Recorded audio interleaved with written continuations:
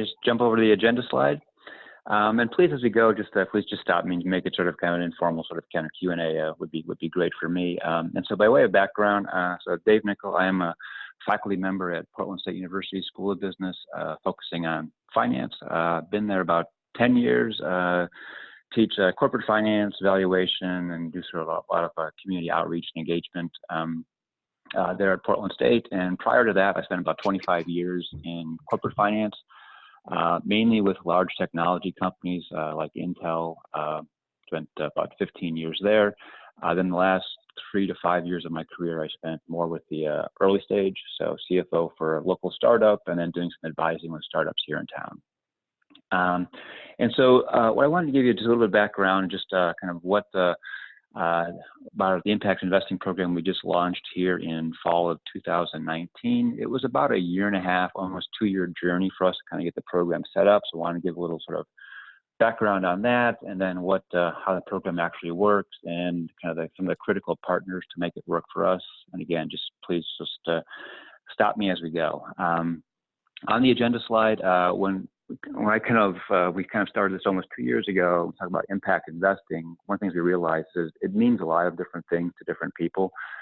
And for us, it was investing in early stage companies in the local community that they were consciously driving through their business, through their mission, either positive environmental or social impact items alongside financial returns. So we were trying to invest in startups, basically on a venture capital model, to earn venture capital-like returns, but also doing good within our community for companies, supporting companies that were had an environmental or social impact as part of their mission.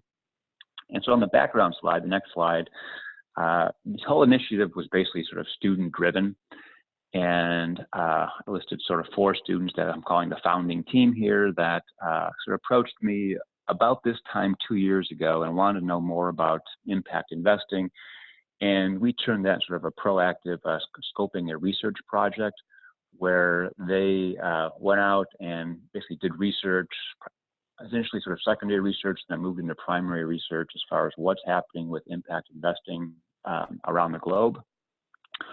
What sort of areas, how were universities engaging impact investing? And then we moved into sort of local and basically what was the environment here in Portland for impact investing? What was the appetite? And then they distilled that basically into an opportunity set for Portland State. That was presented to an internal panel to include our dean and various management members within the School of Business and beyond within the university.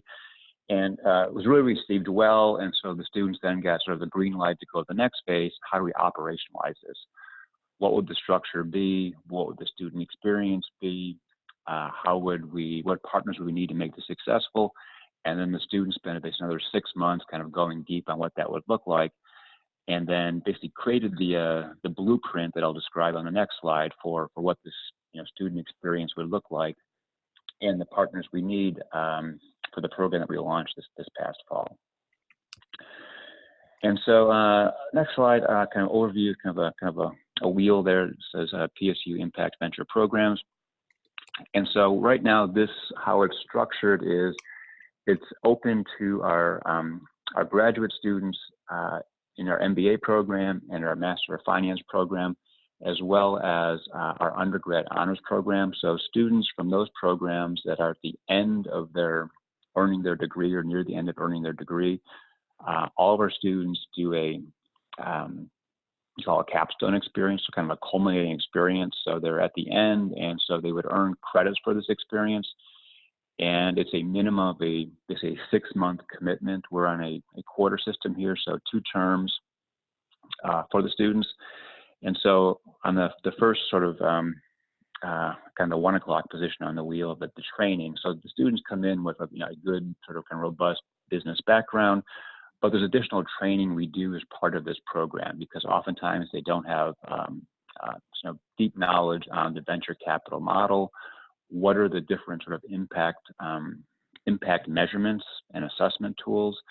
then we kind of get them into term sheets and how to do due diligence on sort of early stage companies. So there's a training that we do that is about 8 to 10 weeks, and we try to basically seed that very heavily with executives from the local community. So venture capital partners, people that do consulting on impact, and bring them in and have sort of a very open and direct dialogue with the students to kind of get them ready, kind of immerse them into the program. And then we start to transition the students from more kind of education discussion to actually starting to cultivate opportunities they would like to invest in. We call that deal flow. And how we do that is we basically have partnered with different organizations in the region, angel networks and venture capital firms to sit alongside with them to assess deal flow. And sort of that sitting alongside allows the students to see the process that these professional investors go through, how they think about deals and evaluating and so forth, networking opportunities, and allowing the students to basically put their own filters on and criteria on what deals would be of interest for them, because some of the venture capital firms we're partnered with may not have the same investment thesis as we do. And so the students, looking at, hearing the same founders pitch their company, but they've got a different lens than some of our partners. And so the students basically tapped into the deal flow with our partners and then try to zero in on deals that meet our investment thesis. If a deal meets our investment thesis, we would go to this sort of investment stage where there would be a deeper dive on due diligence. They would develop a full investment proposal that is first pitched to the entire class. If the class agrees as measured by a supermajority, then it would move on to basically a board of directors, which we call an investment committee that has been set up to oversee this program, which is primarily comprised of, again, executives in the community knowledgeable in the space. They would pitch that. If the investment committee approves that, then that's our authorization to fund an investment in a company. And then what we're trying to do is not stop there, is once we've funded an investment and it's now a portfolio company that we've invested in, what is the support that the university can provide to that company to help it be successful? So that's one of the reasons we want to invest in the community, basically locally, is to then hopefully figure out what resources Portland State University can bring to bear to help these companies become successful. So that could be projects that students could help out with. We've actually got one project now that we've got some of our research faculty helping out with the company. Could be internships, co-op type programs, maybe bringing some people from the company we invested in into the university to help train them on different vectors. We're trying to get creative on how we can help them and support them. Then, assuming some of the companies are successful, there'll be an exit, and then the funds will basically flow back to the university to be reinvested back in the portfolio. And so as part of that reinvestment, most of the original capital will flow back into the fund. Some of the profits will be used to fund student scholarships within the School of Business. And so to make this whole sort of flywheel work, we're calling it an evergreen fund, meaning the money we're raising to do this is not from the state. It's from generous donors in the community. And so they're investing in basically a very high quality, unique student experience, helping support our community by investing in different companies there and actually funding scholarships. So kind of get this flywheel going requires support from the community, and we've held various different sort of fundraiser events to kind of help seed the program. And we've got enough capital now that we're able to launch it in fall to basically support all of our operating expenses as well as reserves to invest in companies. So that was a little long on that one slide, but I'll pause there if any questions on that before I kind of go a little deeper onto kind of what we think about kind of impact investing in our criteria. Can you talk about the fund structure a bit? Is it a part of the endowment? Is it a separate entity? Just curious. I'll get that a little bit deeper, but essentially, structurally, what we ended up doing is we weren't sure how to house it, so we basically set up a limited liability corporation, basically a single member LLC that is housed within our university foundation.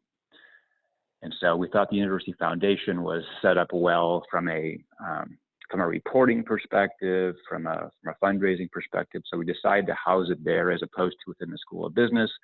But the School of Business and some of the fundraising activities are really sort of, that's the onus is on us to do that. But then the foundation houses it from a reporting perspective, from an audit perspective, from a tax perspective, and so forth.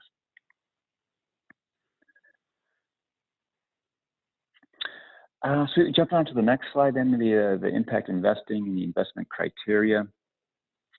One of the things required by our board of directors and our investment committee is an investment policy statement.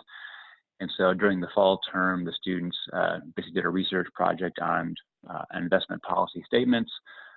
What's the goals, what's the philosophy, risk management, reporting, and so forth, that was actually presented earlier this month to our investment committee, debated, approved. And I wanted to sort of highlight a couple things that came out of the investment policy statement.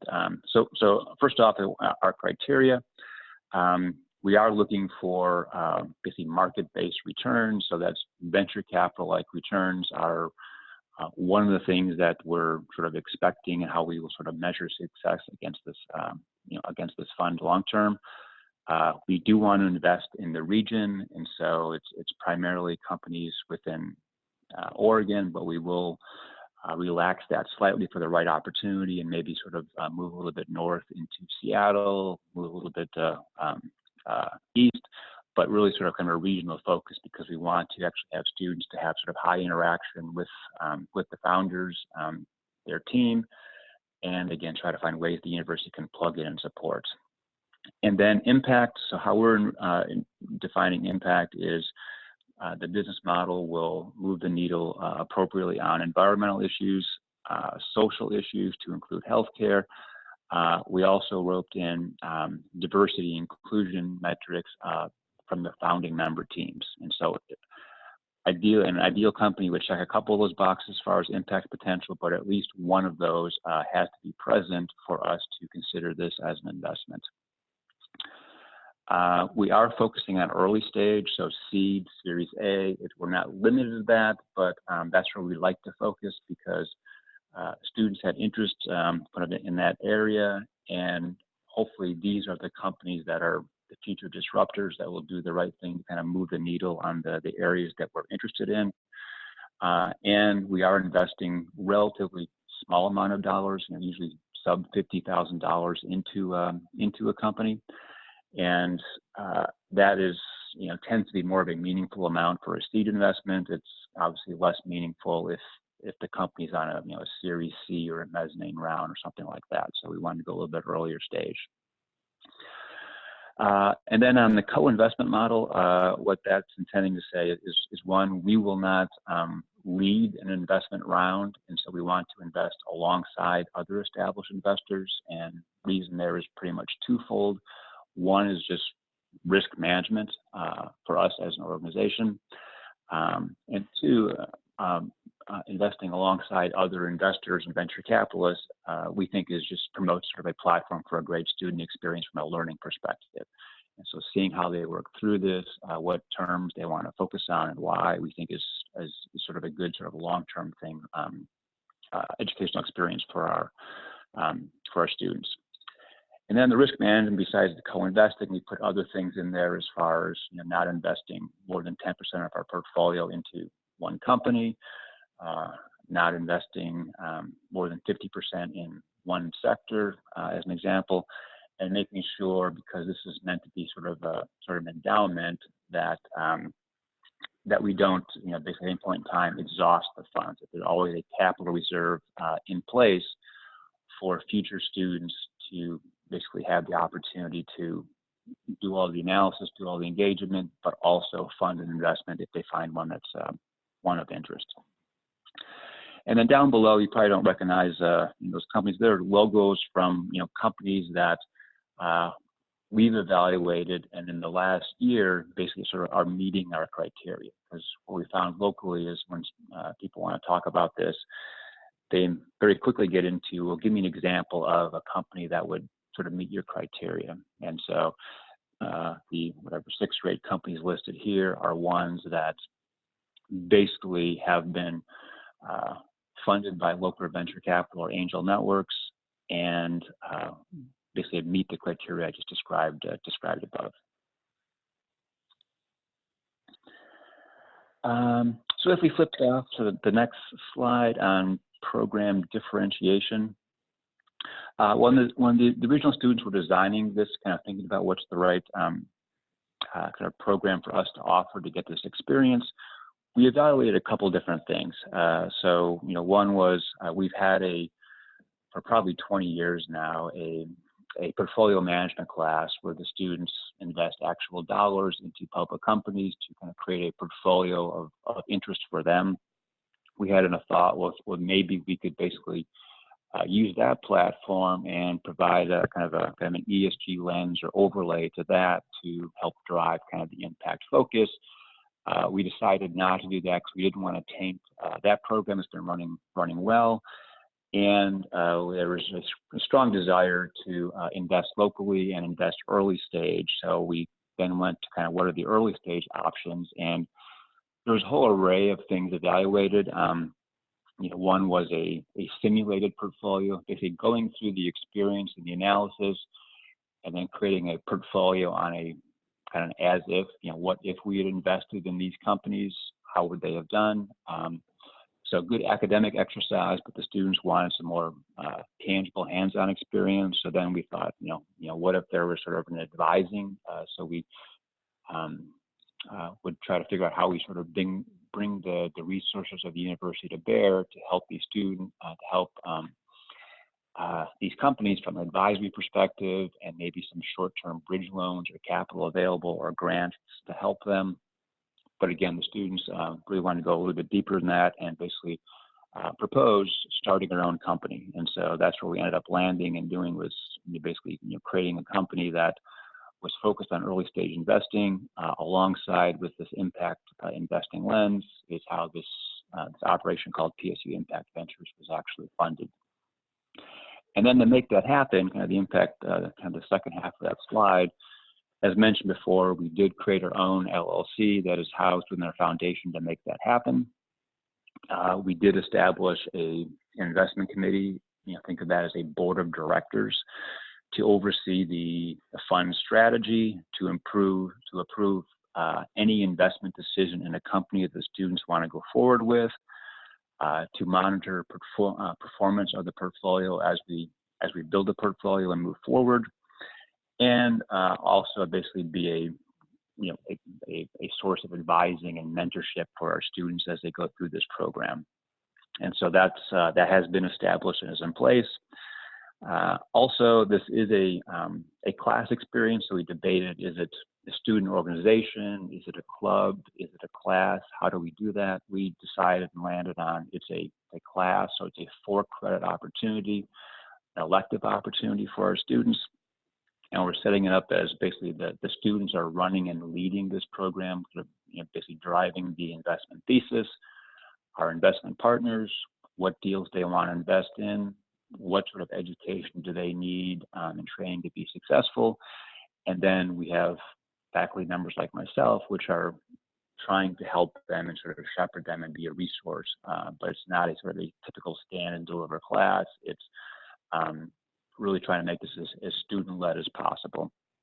And then last bullet, trying to weave in as much community support to make this successful. So we're still in sort of an awareness campaign, but that seems to be going pretty well now, and support is anything from financial donations to mentorship to sitting on an advisory board to helping us access quality deal flow,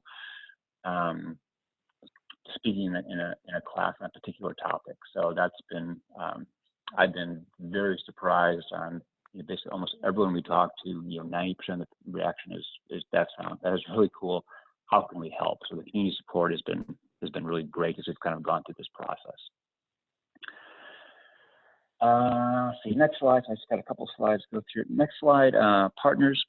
And so to make this work and have this experience be as designed, we needed some good partners to help us with how the venture model works, access to good deal flow, and sort of kind of helping students along the way. And so, kind of listed in the green box there, the student education. So our partners basically sort of kind of work both ways. Is one, they have all been on campus and engaged the students in a kind of classroom setting.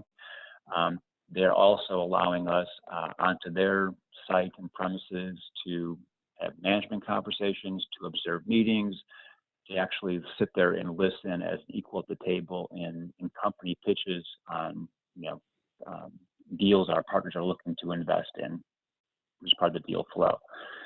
And a lot of them are also kind of looking for kind of networking, mentorship, internships, or long-term career opportunities. So the partnership model is working nicely.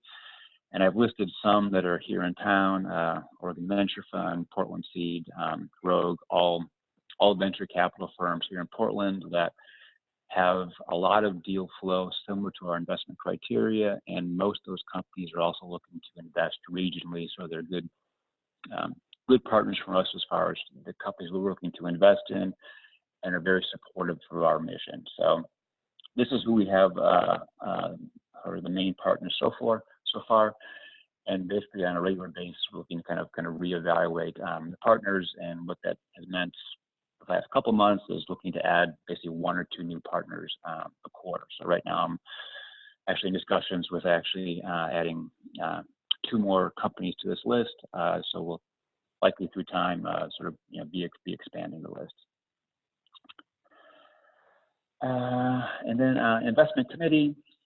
So just a couple of words on that. So this is our advisory board. I kind of listed what the charter is as far as what they are doing. The composition is both internal and external. So we have the CFO from our foundation as a standing member on that committee because the company is housed within the foundation. The primary faculty advisor will always be on the committee. In this case, that's me. And then maybe 1 or 2 directors from our MBA program or Master of Finance program would be on the committee. Then beyond that, we can add up to basically 10 additional members. And so we're trying to get the balance of this committee to be external members. And as listed, they're usually partners in venture capital firms, consultants, or directors on the impact side of things, or entrepreneurs who have basically gone through venture funding a couple times to really understand that experience. And so that's sort of how our board's comprised right now. Last slide before we open it up. So again, we started this thing in fall, so we're just approaching our 4th month, so it's still very early. But the students have gotten good traction. So they've attended, actually, as of now, 11 different pitch events. They've seen almost 60 different founders present their business plans. And right now we are in deep due diligence on 4 companies. And right now it looks like 2 of those will move forward to presentation for approval to our investment committee later in February or start of March is what it's looking like. Went from kind of a deal pipeline, deal flow of nothing at the start of October to I would call very good traction within 4 months. But that was really made possible by strong partnership from the investment community here in Portland. Training, we've had first term, we had several different executive speakers come into class and sort of engage with the students. And then we're investing in startups. We are also a startup, and so students are also on committees to do various things to improve our processes and so forth. So we've got one we call strategy committee that's put together an investment policy statement and putting together our investment proposal frameworks as far as how we will assess deals, report deals, as well as due diligence. We've got a separate committee on basically marketing and awareness, getting our website up, social media rollout later this quarter.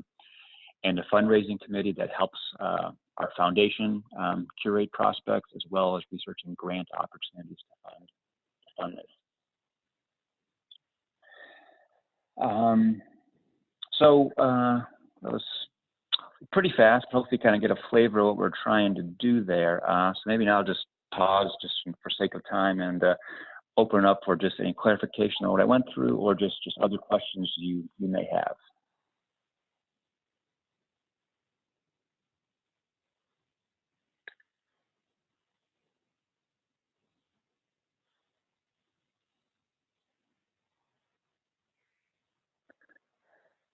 And you just still there?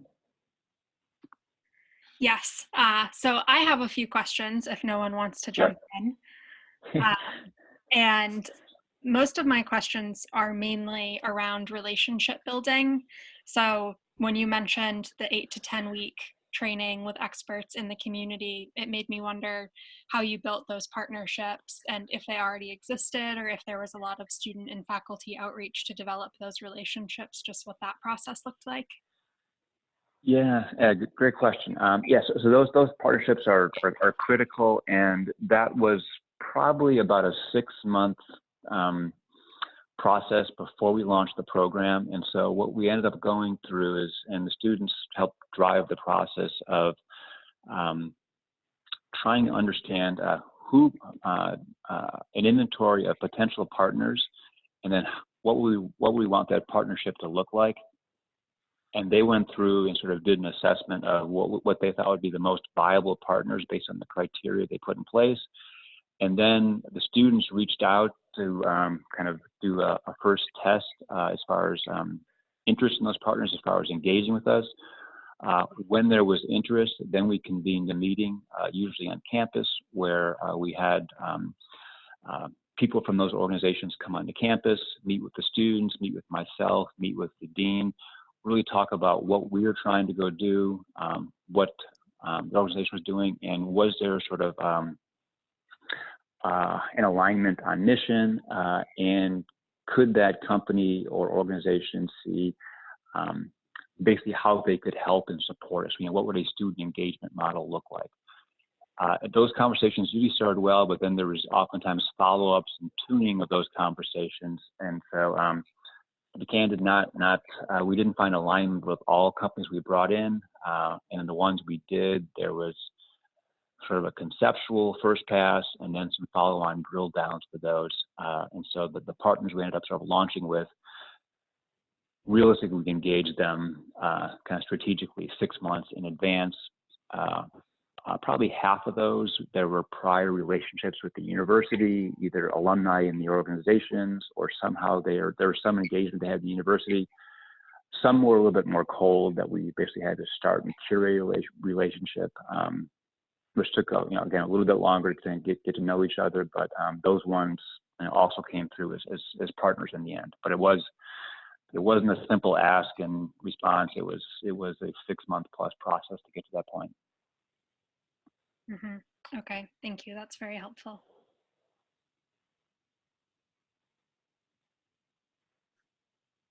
And sort of tangentially related question, many student funds that are a part of SIILK have really great ideas and oftentimes structures in place for their student funds, but then really struggle with the process of raising capital.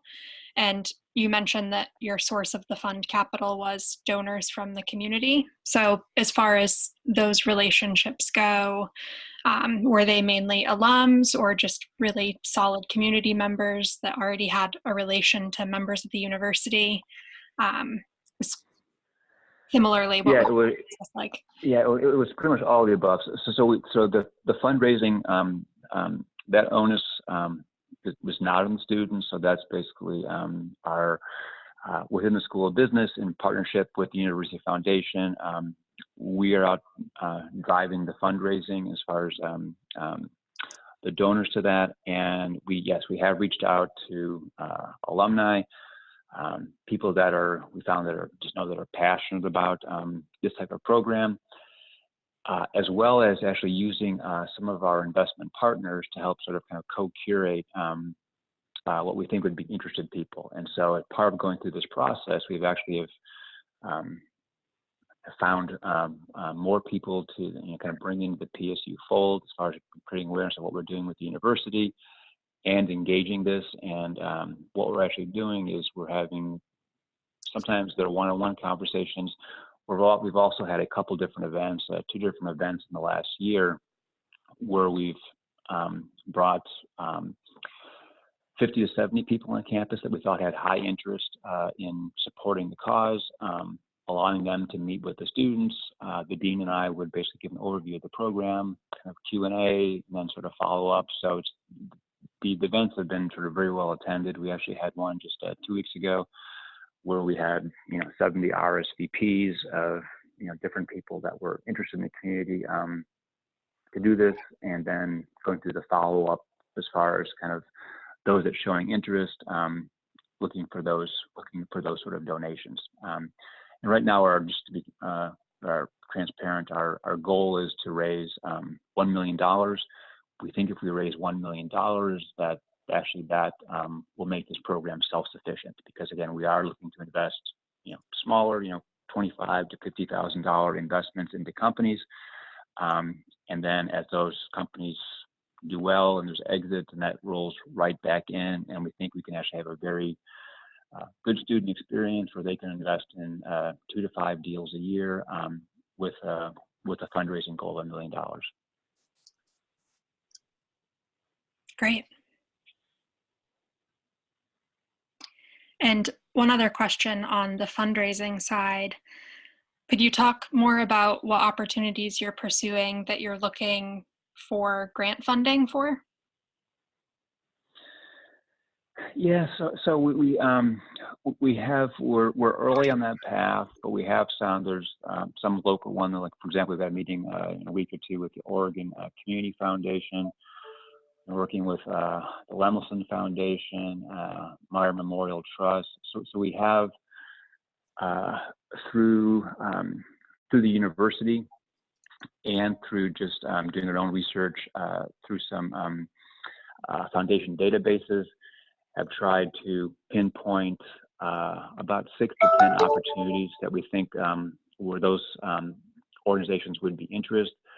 And some of that is relates to just unique educational programs plugged that are kind of highly tied to the community and community development, and then some that are interested in kind of the impact education side of this. So each of the foundation or the potential foundations we've looked at have a little bit different lens, but those different lenses all kind of fit with what we're trying to go do. And those conversations are underway right now, but we have not yet secured any grants out of that. All funding to date has been from individual donations. Okay, and so the idea would be for that grant funding to be seed capital for the fund? Yes, that is the idea. Yep. Very interesting.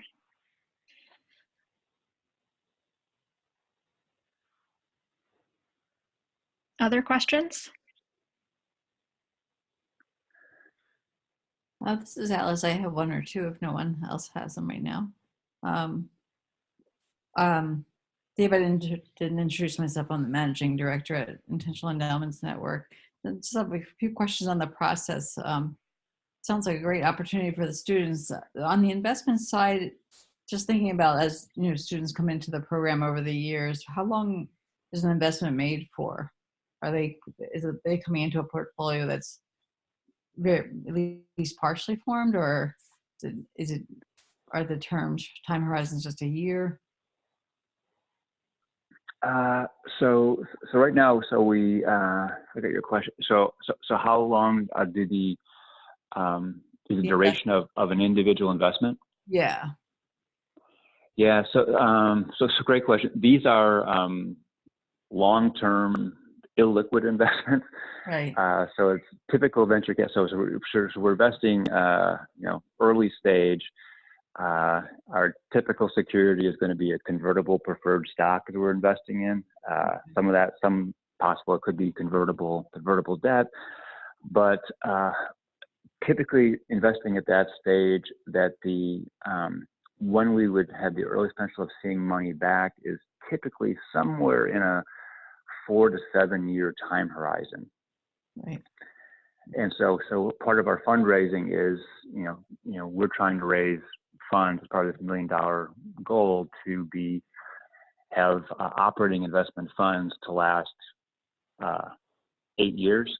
Mm-hmm. And then with the assumption is that, into year 4, 5, or 6 of the fund, some of the investments we made will come out, 3, 4, 5 times what we invested, and that money comes right back into the fund for students to keep investing. So one of the assumption is that we invest well, that we'll have some profitable exits that we can then basically reuse that capital.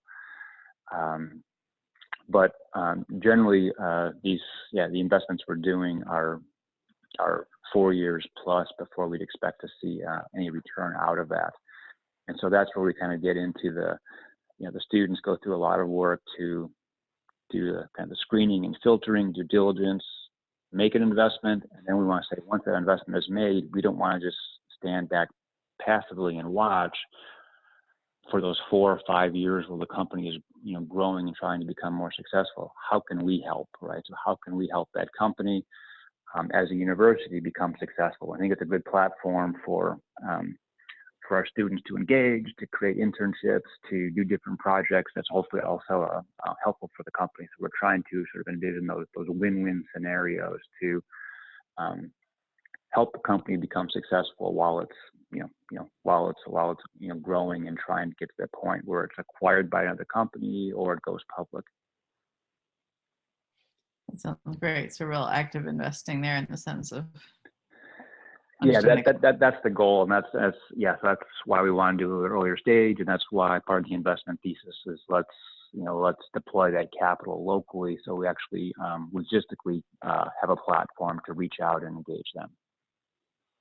That's great. And another question that's come up, I've just been thinking about lately is, you have a group of students making a decision and having seen investment committees in my prior life at consulting firms, sometimes it's not a great decision-making process. So just wondering if there's any training around like group decision-making, or is that not necessary? Students might be more adaptable than older investment committee members, but.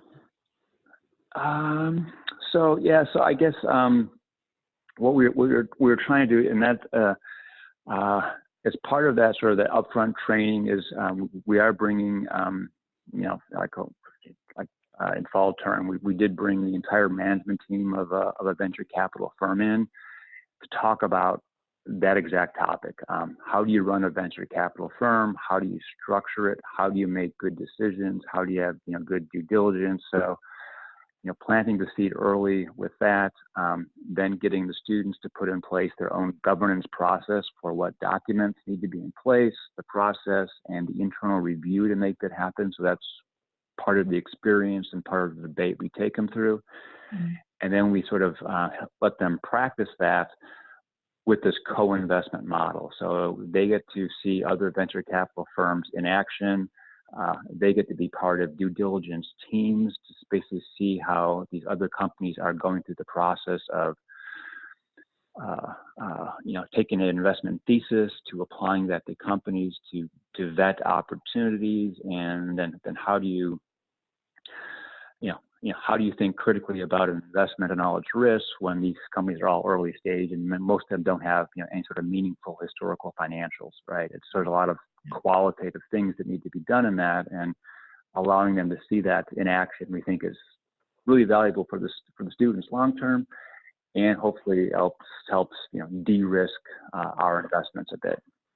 Yeah, that sounds great. Thank you. Sure.